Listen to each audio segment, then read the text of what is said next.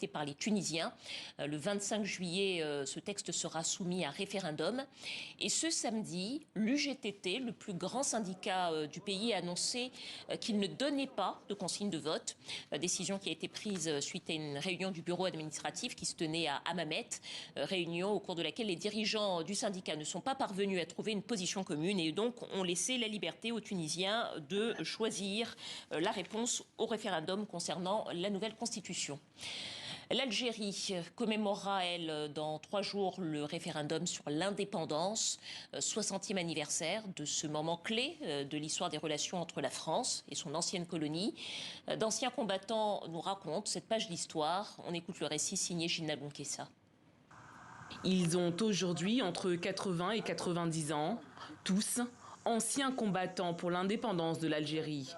60 ans après la fin de la guerre, la mémoire de ces anciens soldats reste vive. Réunis devant la tombe du président Mohamed Boudiaf, homme fort de la guerre d'Algérie, ils se souviennent avec émotion du jour du référendum sur l'indépendance de leur pays. C'était un dimanche. Le jour du référendum était le 1er juillet. Les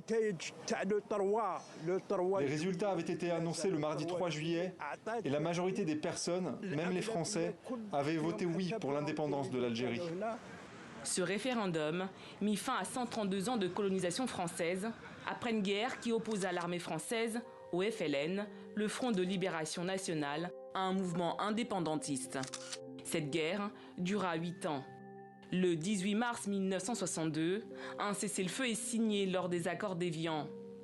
Un référendum est alors organisé en juillet de la même année.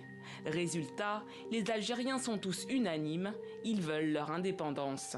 Nous avons misé les 7 ans et demi de guerre sur une seule et unique journée de référendum, le 1er juillet 1962. Pourquoi avons-nous fait un tel pari ?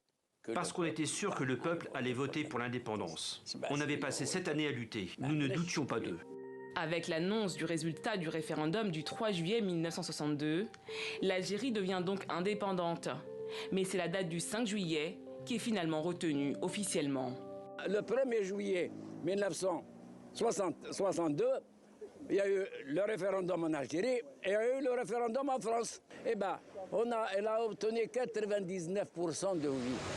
60 ans après l'indépendance, les relations entre Alger et la France restent aujourd'hui difficiles. Cette guerre a fait près de 500 000 morts.